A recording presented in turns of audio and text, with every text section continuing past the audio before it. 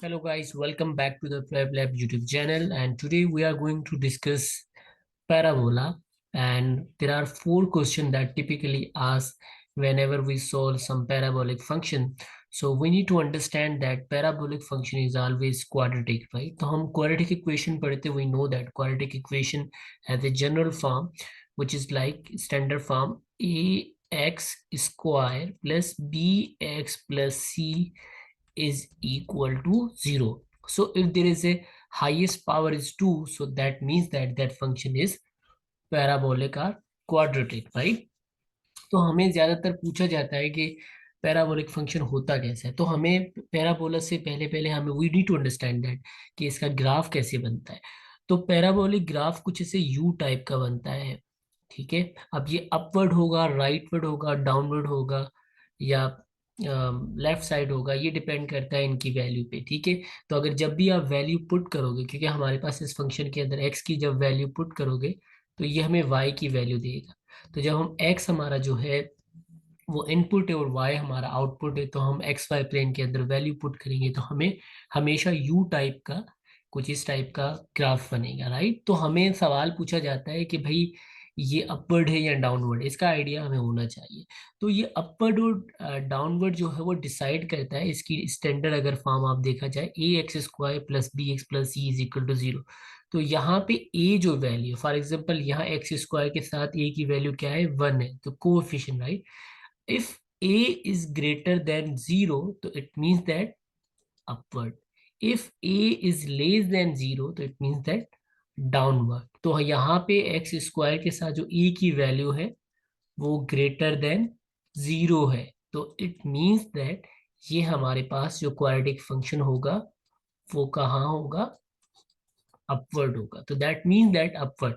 अब हम for example इसको हम वैल्यू पुट करके नहीं चेक करें, हम एक सिंपली, अब मैं x की वैल्यू 0 पुट करके पहले चेक करूँ, क्योंकि मुझे 0 वैल्यू पुट करने के डायरेक्टली y की मिल जाएगी तो मुझे पता चल जाएगा। तो x की वैल्यू 0 पुट करूंगा तो y की वैल्यू मुझे क्या मिल रही है, 4 मिल रही है, राइट।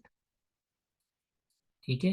तो मतलब हमारे पास कुछ ग्राफ इस टाइप का जो भी होगा वो इस टाइप का यहाँ से जरूर क्रॉस होगा, क्योंकि 0 की वैल्यू वो 4 है, तो इस तरीके से हमारे पास ग्राफ पड़ोगा। ये मैंने खुद बनाया है ग्राफ, तो इसके अंदर नो सोल्यूशन, वन सोल्यूशन, या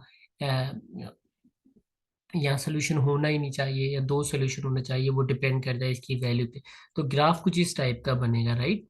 अब हमारे पास जब भी देखिए जब अपवर्ड होता है, मतलब ग्राफ अपवर्ड जा रहा है, तो एक्स की वैल्यू हमारे पास जो मैक्सिमम वैल्यू होती है, मिनिमम ये वैल्यू हमारी होगी।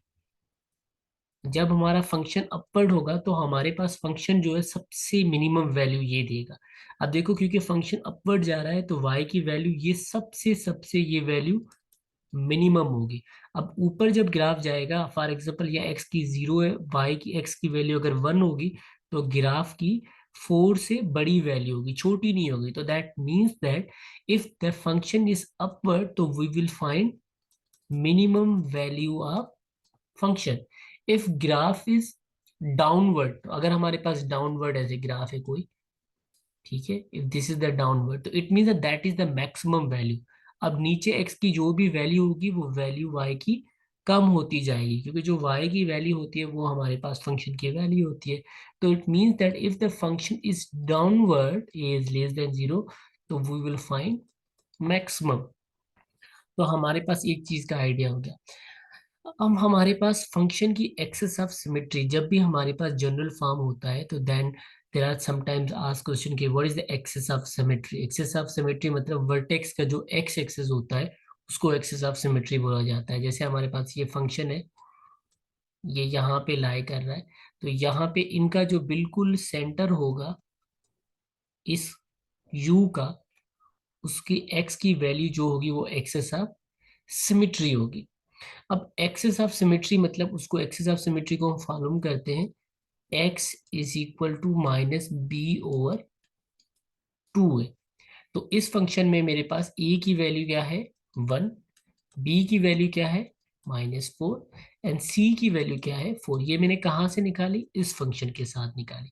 तो अब मैं क्या करूंगा, एक्सेस ऑफ सिमेट्री निकालने के लिए माइनस बी की वैल्यू क्या होगी, वैल्यू के साइन के साथ लेनी है, -4 डिवाइड बाय 2 इंटू 1, तो माइनस इंटू माइनस प्लस 4 हो जाएगा, डिवाइड बाय 2, तो मतलब एक्सेस ऑफ सिमेट्री 2 पे होगी, मतलब हमारे पास ये वर्टेक्स है, उसका एक्स जो है वो 2 है।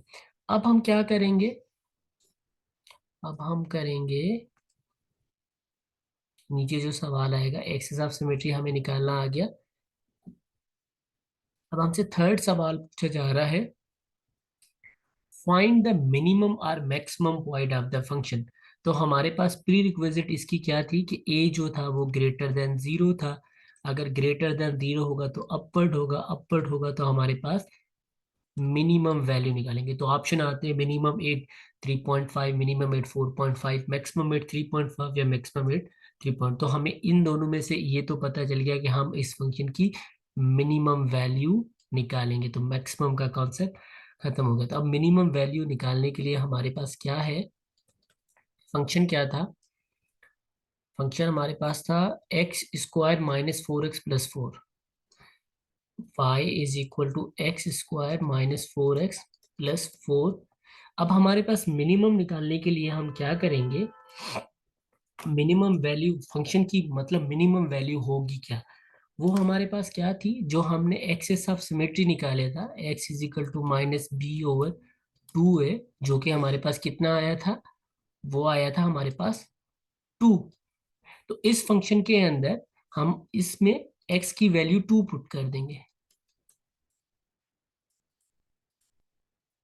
+4, तो 4 माइनस 8 +4 0, ये कैंसिल हो जाएगा, तो y की वैल्यू क्या आएगी, -8। इसका मकसद ये हुआ कि जो वर्टेक्स जो भी हमारा ग्राफ बना है, ठीक है, उसका मकसद ये हुआ कि हमारे पास सबसे मिनिमम y की वैल्यू होगी वो -8 होगी। मतलब फंक्शन में आप कोई सी भी वैल्यू पुट करो, -8 सबसे छोटा होगा, अब इससे बड़ी वैल्यू होगी, छोटी नहीं होगी। तो हमें थर्ड सवाल में पूछा जाए, मतलब हम बोल सकते हैं कि मिनिमम y की वैल्यू जो है वो -8 है। इसके डिफरेंट टाइप के सवाल आते हैं, ये थर्ड टाइप। अब आपसे पूछा गया find the vertex of the function. तो जनरल फॉर्म जब हमारे पास होता है तो वर्टेक्स हम कैसे निकालते हैं कि ये x और y। तो x हम कैसे निकालते हैं, -b/2 है, जो वैल्यू आती है वो फंक्शन में हम पुट करते हैं, तो हमारे पास आंसर आया। तो x की वैल्यू हमने कैसे निकाली थी, -b/2 है, जो कि कितनी आई थी, 2। और हमारे पास y की वैल्यू क्या आई थी जब हमने x की वैल्यू पुट की थी, तो -8। तो ये हमारे पास vertex of parabolic function. I hope कि आपको ये 4 सवाल समझ आए होंगे, ये आईबी के टेस्ट या किसी भी पैराबोलिक फंक्शन के टेस्ट के अंदर जरूर आते हैं। तो ये 4 सवाल बहुत आसान है, बट हम इसको बहुत कॉम्प्लेक्स बना लेते हैं, but these question are very easy. Next time I will come in the same formula, but आपको parabolic function in terms of intersection समझाऊंगा, तो आपको वो थोड़ा डिफरेंट तरीके से या वर्टेक्स फॉर्म में समझाऊंगा, ताकि आपको एससीटी के एग्जाम में, आईबी के एग्जाम में, आईबीएस या फास्ट के एग्जाम्स के अंदर आपको ये समझ आ जाए। Hope you like this video, if you like this video don't forget to subscribe Prime Lab YouTube channel, and see you next time. Thank you.